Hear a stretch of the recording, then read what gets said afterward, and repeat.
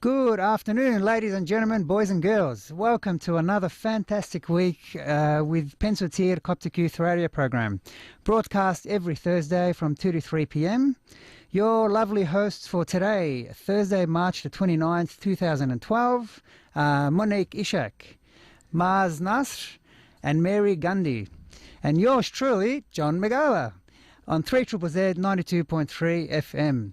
Now, this week we've got another special program, a continuation on from last week's discussion about the Pope and his life. So this is just a continuation of that. We have a fantastic phone interview of Father Macarius. We're going to be discussing Pope Shenouda, like virtues, his meekness, his awesome sense of humour that he had. We're going to read out the funeral oration by Bishop Pachomius after the funeral in Egypt.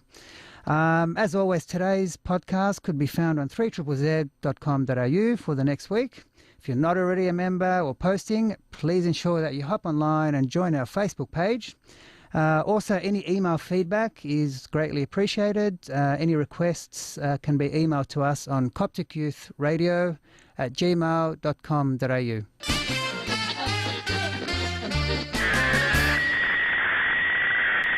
Okay, guys, we're going to start off our first discussion here about the Pope Shenouda in regards to his virtues, discussions about his meekness and his awesome sense of humour, and many amazing stories and things we've sort of seen and heard. So we're going to open up to the floor and just start discussing some of this stuff. So, Monique, can start us off? Okay, well, I'm sure we've all heard so many stories about His Holiness. I've heard so many, from priests that have met him and bishops that have had experiences with him and knew him on a personal level.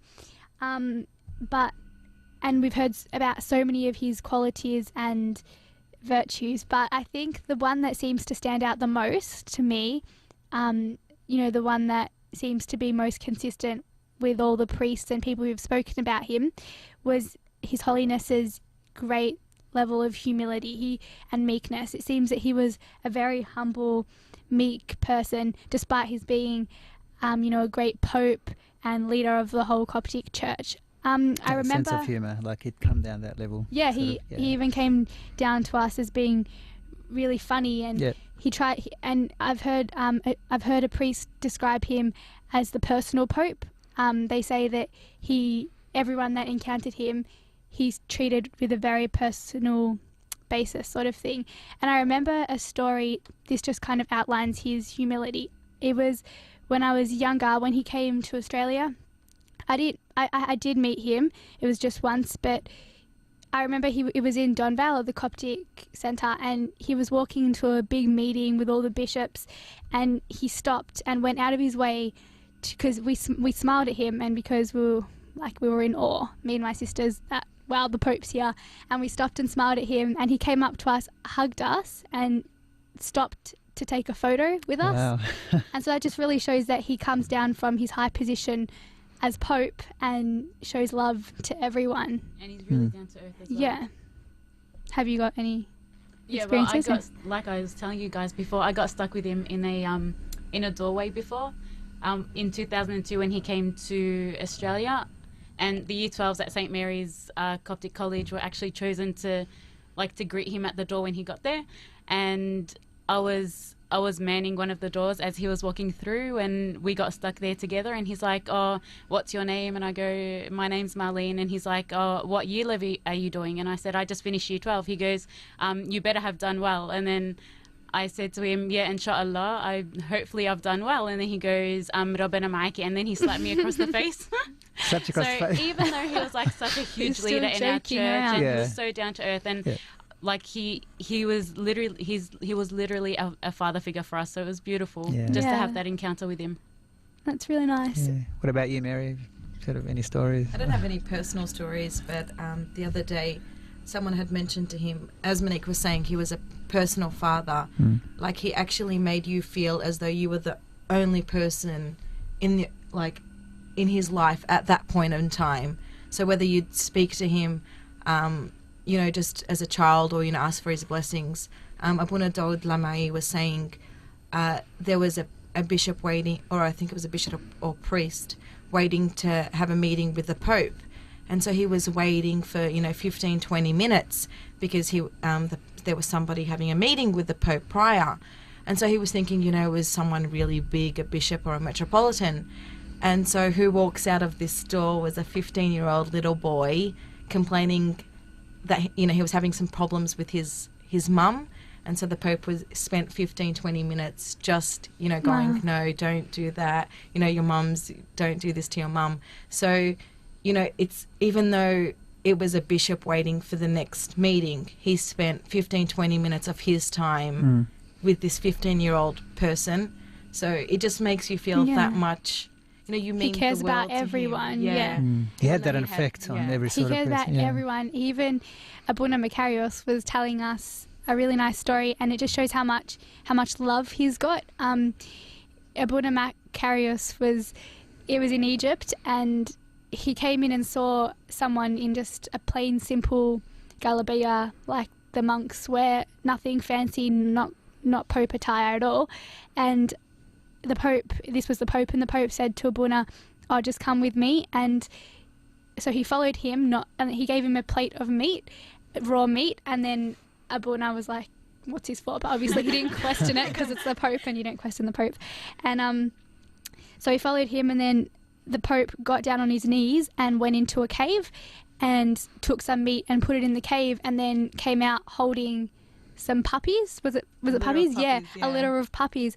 And like, he stoops down to that level. He has so much love. He loves even the smallest things that aren't not even humans. Like, I just thought that was a really nice story because it just shows how he's filled with love and how much he cares about everything. Well, Abuna Macarius was even like, no, he was telling the Pope, no, I will do that. I will sink to the ground and, go. And the Pope just said, no, they don't know you like I do. I've bred them since they were babies. So they know nice. me. They'll bite you if it was you. So not only is he a father figure to, hundreds and thousands of people around the world, he's also, he took the time to take care of his, his dog that had a litter of puppies. So it's just, it's such a warm feeling knowing that. So nice. Yeah, it's nice. And apparently he was a really funny person as well. Apparently he made lots of jokes, although I don't really get half of them because it's Arabic. In Arabic. But at youth meeting, lots of people were explaining all the jokes, and everyone else was laughing, so I assume they were funny. Yeah. No, what the Pope said, I was listening to one of his documentaries the other day, and he was saying, when he became a monk, he not sacrificed, he cut off a lot of his, the things that he used to do as a child, and just he's changed his personality. But the one thing that he couldn't change was laughter. And it said that he was saying that through laughter he solved a lot of problems, and, he blocked out, lots of issues that came through his life. And he clarified that, we shouldn't laugh at people, but if we're laughing with them and, getting that inner child in you, it was okay. And every joke he said, he knew it was hilarious, and he would himself laugh. And it wasn't those grandfather jokes that haha, you don't need to laugh, but these were genuine, hilarious jokes where you just like, apparently he had a really good sense of humor. Who was also saying in his meetings, the only way, like, he would make sure that everyone was listening, and he would crack a joke every now and then, and he would make sure if people were laughing, it means that people were concentrating in his, which I think isn't, really as a either a servant or a priest, is an awesome way to wake him up. Sorry. Wake him up. And even he went up to Abuna Macarius when he was being ordained as a priest. He was saying, because Abuna Macarius is our youth priest, he was saying the way to the youth's heart and is through laughter, and make sure that you always make us laugh as the youth. And don't worry, Abuna Macarius, you always make us laugh. I think like Pope Shenouda had such a unforgettable laugh, and even if you didn't understand his jokes, just his laugh made you. His smile was so nice. Yeah, it just makes so you happy enlightening. inside. It was beautiful. Yeah. So there's so many things we can learn from him. Mostly his humility and meekness, and also his so much love, and and he's just filled with love. So we should definitely take that from his life and try and implement it in our lives.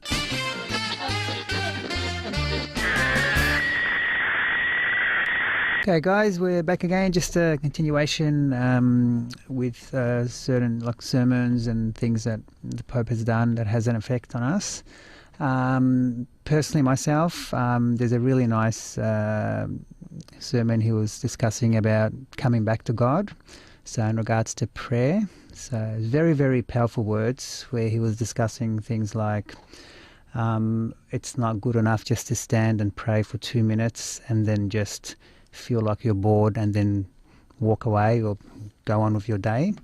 You have to sort of give your whole heart to God and stand there and pray with like struggling and being able to ask for a blessing from God and not leave until you feel that there's an actual sort of blessing or you felt that you've got something from him. So it's not a matter of doing chores or going to church every Sunday or Sunday school and all these little lists and things. If you don't have a personal relationship with God, that's the key. So I think that's the connection where you can just be able to sit there on your own in your room or when you're praying and just talk to him anywhere of the day, anytime, and just have that constant connection with him. I think that's the true blessing where you feel that God is with you in everything you do. You have to be able to ask him and even argue with him sometimes, like be angry, but always call on his name and be there and always pray, like really not just like a 2-minute or 3-minute sort of time. And I think, when I hear that all the time, like it has a huge effect on me. So it gives me motivation to ask on God anytime, anywhere I am. So I think that's the one thing that has a huge sort of impact on me. Many stories and many things that have happened. So we'll open it up to the floor. And Monique, do you want to? Well, His Holiness was definitely a really wise person. So he was filled with wisdom from God.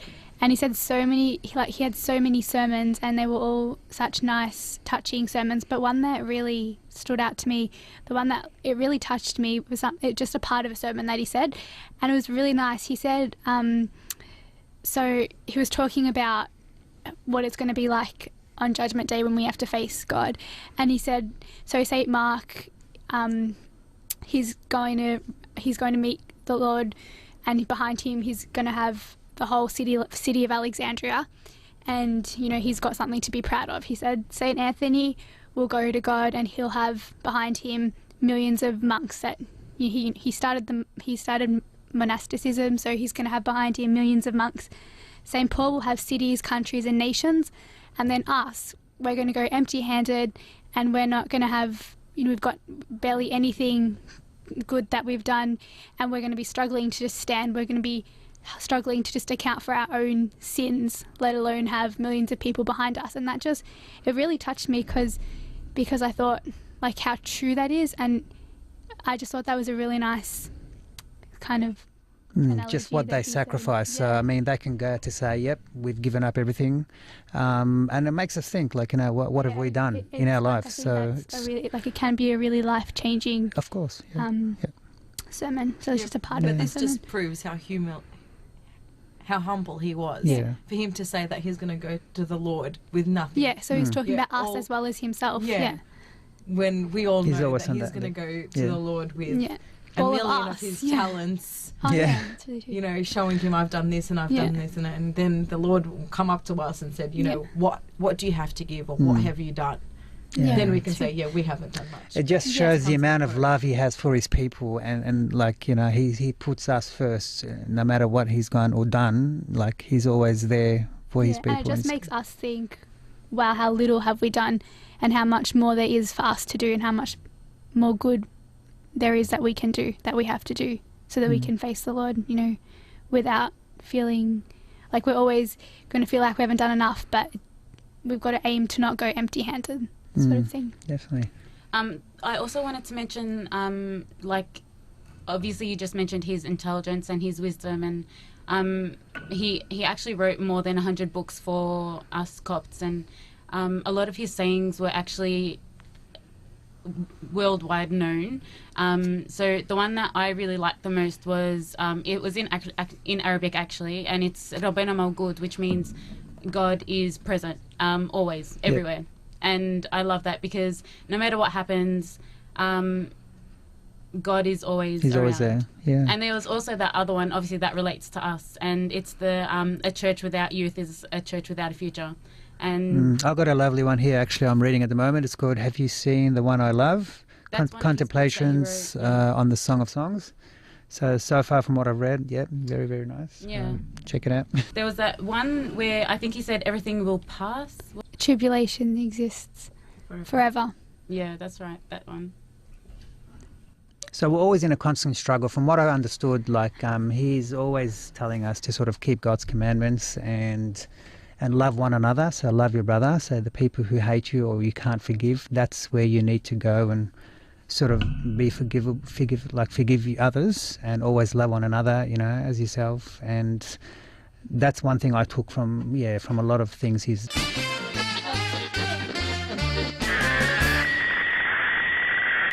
Last week, as we all know, was the funeral of our blessed Pope Shenouda III, and one of in the funeral, His Eminence Metropolitan Bohemios said a funeral oration about the Pope. I just want to read, and we want to contemplate about the words of Amber Bohemios, because he just summed up the Pope's life, to the core. It was beautifully written, and this was just from the top of his mind, what he really felt of the Pope. So in the name of the Coptic Church of her Holy Synod, with the hope of the resurrection, we bid farewell to His Holiness, our beloved Father, our Shepherd of Shepherds, our Archpriest of Archpriests, our Teacher, our Father, the 13th Apostle, His Holiness, our beloved Father, Pope Shenouda III. With the hope of the resurrection, we bid him farewell. And my beloved, we are consoled by the departure of our Father, on whose hands we were raised for more than 50 years. For he has led the Church since the first half of the past century. He has left a great treasure in the life of the Church, if not the whole world. His Holiness, our beloved Father, whose fatherhood we cherish, we shall not forget his works with us in our Church. For he led the Church as a wise and skillful commander. He lived riverless through all the work of the Holy Spirit, and he persevered the Church in its renaissance without decretion. He preserved the Church in its revival by the power of prayer. Liturgical prayers increased in the monasteries and the churches, and he undertook great work by the power of the Holy Spirit. Do you guys want to contemplate on that, and then we'll just keep on going? Okay, so here with Amber Bohemios is clearly saying, how the Pope, was our father for such a long time, and how he made the Church and the world what it is today. He recognized our Church, the Coptic Church, for what it is now. I think it also means that that he worked so hard to become or to act as a leader for us Copts, but never gave up on God, and constantly prayed, and he always had God in his sights and asked him for his help, and even though he was the one that was acting here on earth, he always had God by his side. He'd always be speaking with God, and he always found he always found that time to go out into his cell and stay there for 3 days or however long he went, and contemplated and prayed, and he never got over his monastic life, even though he was working so hard to be our leader. What I got from that was that despite the fact that they were in this modern day and age where everyone kind of wants to go with the flow and do what the world wants, His Holiness managed to, as it says here, revive our Church. So His Holiness didn't give in to what the world wanted. He stuck by the Church and actually made the religion thrive, rather than sort of not collapse, but go toward. He made it stronger rather than making it go towards the way of the world. So making things seem easier just because that's what the world wants it, but instead he actually made it grow and become even stronger in its faith. He was a great educator as well, I think, with theology and stuff. He, started teaching it, and I think, that's... Well, one of our priests was saying a pope can either, strengthen your church or just let it flow. Yeah. And our pope never just made our church flow. No. He strengthened it, and everybody knew of, the Coptic church. They knew straight away it was the pope. We had friends, even he put us on the map. They knew me as a Coptic Orthodox, and as soon as they found that, I'd get messages, my condolences for your pope. And everybody knew, like, even if you do know somebody who was just I got a lot of that at work random as well. person on the street, and you said, you're Coptic, they would say, oh, You're you're Pope. part of the Pope Shenouda. Yeah. And it was just, wow, you never thought that, he was such Had a big impact. Huge a impact. big impact. Yeah. And I kind of thank God that I was part of his generation. I used to envy my parents because they were part of Pope Carolus, and I heard all these miracles. But I've got Pope Shenouda, and I'm, We're for so lucky generations to come. to have lived through that. It's a beautiful thing.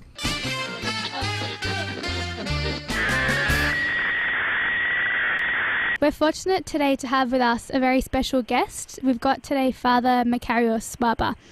Thanks so much, Abuna. We know how busy your schedule is, and so we really appreciate you taking some time today to come and talk to us. Welcome to Pensortier. Thank you very much. No God problem. bless your work, and I really appreciate that you're giving so much attention to His Holiness, because he really deserves all the best. Yeah.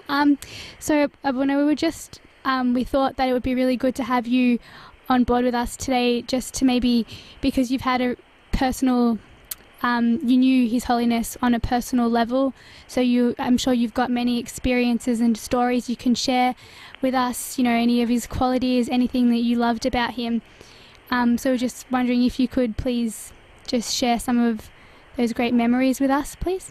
I would love to, but His Holiness is such a wealth of information is stored in him, and he is such a beautiful person that you can learn so many things. I would need to speak for hours upon hours to actually talk about the qualities that he has. One of the most beautiful things that I learned from His Holiness is that no matter what level you reach to, you need to always maintain your humility, because he always talks about, for example, comparing himself to the dust of the earth, and how the dust is even older than he is. Even the dust did not even upset God, and the dust can be even fruitful by having things planted in it, and we can reap so much from the dust. So it shows us how much he lived a life of humility, despite that he was at the top rank of the whole church for so many years. And that's one of the qualities I'll always remember about His Holiness. Seeing him there in the monastery during my 40 days after my ordination to the priesthood, I would see him there in a torn galabeya, in a torn garment, and very dusty, and he'd be just like any very normal monk, even probably one of the poorest monks. You would not even recognize that this is His Holiness. And this is really the man that was behind, the sin of being a pope to the church. He's such a beautiful man. He's going to be dearly missed, but I know that he's always praying for us. And we continue to learn from his books and from the disciples that he left, over the many years, and the many, beautiful writings that he has, and the beautiful poetry and the hymns that he's placed in the church. We continue to learn, and I'm sure we'll continue to learn for so many more years from His Holiness. Yeah, definitely. It sounds like there was so much we can learn from him. He was definitely a truly holy and amazing man. We just had a question, Abuna, about now obviously the church is in a position where we need a new pope, and we're sure that God will provide for us and give us what we need. But would you to explain to us the process of how the church goes about electing the pope, and how it allows God's will to come about? Well, basically, out of respect for His Holiness, the Holy Synod has actually decided that there will be no nominations for the new Pope till after the 40th day commemoration of his passing. Yep. So after that, the Holy Synod will call for nominations, and the nominations will be open to the metropolitans and the bishops and the monks, and a person can nominate himself with the support of 6 bishops from the Synod, or 6 bishops can actually nominate the person for that position. And what happens is the Holy Synod will form a committee that will look at all these nominations and reduce them down to about 5 to 7 candidates. And then those candidates will be up for voting. And the voting will be open to all the members of the Holy Synod, as well as the lay council, and also the heads of the monasteries and some chosen members of each diocese worldwide. And the 3 top-ranking votes, their names will be put into a ballot box, and that box will be actually on an altar for a holy liturgy, a divine liturgy. And then they'll bring a young child, and that child will be blindfolded, and he will draw one of those pieces of paper to have the new pope chosen. And this gives both members of the church to have the voting, but it also has the divine aspect to it, where the Lord himself will actually choose the next pope for the church. And I'm sure that as we pray in the liturgies and in our prayers during this time of the passing of His Holiness, when we say that to the Lord, we ask Him to grant us, to raise for us a shepherd who will shepherd His people in purity and righteousness. So let us all pray that God will choose the right person for the right time. Thanks. That clarifies a lot of questions that we've been asked, Abuna. Thank you. Just to finish off with, we were wondering if maybe if you had any particular memories or any experiences you had with His Holiness, something that you remember about him, or an experience a time that you shared with him. Oh, of course. Look, there are many times when I would call His Holiness, and I would expect maybe one of his secretaries to answer me or to answer my queries or questions. But I was so amazed that His Holiness would actually take the call himself. And many times I would say to him, Your Holiness, we're going through a difficult time with this particular issue or with that particular circumstance. And I found His Holiness has always been supportive, and he'd say, continue to do the positive work. Do not look at other issues that are negative, but continue in the positive work. And I remember a lot of the times when we used to say to His Holiness, well, what about this particular issue or that particular issue? He would say, his beautiful saying in Arabic, he'd say, Ana mali khalini f'hali, which means it's not my business. I'll keep looking after my own affairs and my own services. And we found that encouragement was actually what taught us so much in the service. And all this was because of the beautiful qualities that His Holiness had and that he shared with all his children, all his people. May God rest his soul, and may God grant us that we benefit from his prayers. I would just like to also maybe make a comment, because I know that many of our young people were actually so moved by the funeral prayers and what actually took place in the funeral prayers. But I just want to highlight that there was a segment of prayer that some youth thought that this is the will of His Holiness that he had left for his people. I just want to clarify that this is actually a part of the ritual prayers for the departure of any patriarch. Any pope within our church would have that segment read out during the funeral prayers. So I just want to make that clear in the minds of our youth, that this is not actually the personal will of His Holiness that he left for us, but this is actually a segment of prayer that is recited in any ritual prayer for the departure of the patriarch. Okay, so they say this for when any pope dies? That's correct, yep. Yes. Okay, yeah. Thank you. And just finally, could you maybe briefly explain what, obviously being a pope, there's you have so much responsibility and there's so much that you've got to do, but what's sort of the main role for the acting pope? The acting pope at the moment has full responsibility for the church, exactly like any other pope, but it's just for a short period of time till the new pope is elected. And of course, His Eminence Metropolitan Bohemius, who's actually now in this position for the interim, he's a very wise man. He's a very holy man, and I'm sure that through God's guidance, that he will lead the church through this difficult time till the new pope is chosen. His Eminence Metropolitan Holiness has actually visited us here in Australia a number of times. And, he's a blessed person. And I'm sure we're going to see so many good things come out of the church during this particular time under his control. Yeah. Okay. So how long, maybe briefly, I'm sure you don't have an exact answer, but what kind of time frame do you think it will be until a new pope is elected? It's quite possible that it might take up to about 6 months, because given the 40-day commemoration will take place on the 25th and the 26th of April.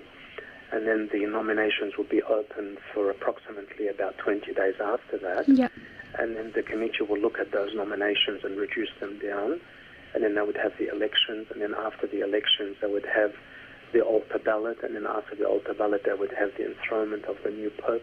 I would imagine maybe about 6 months' time, okay. If everything goes to schedule. All right.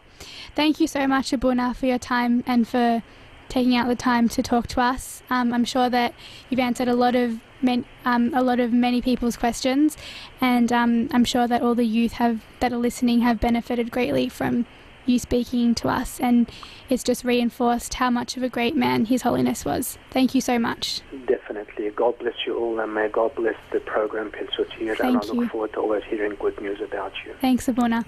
God bless.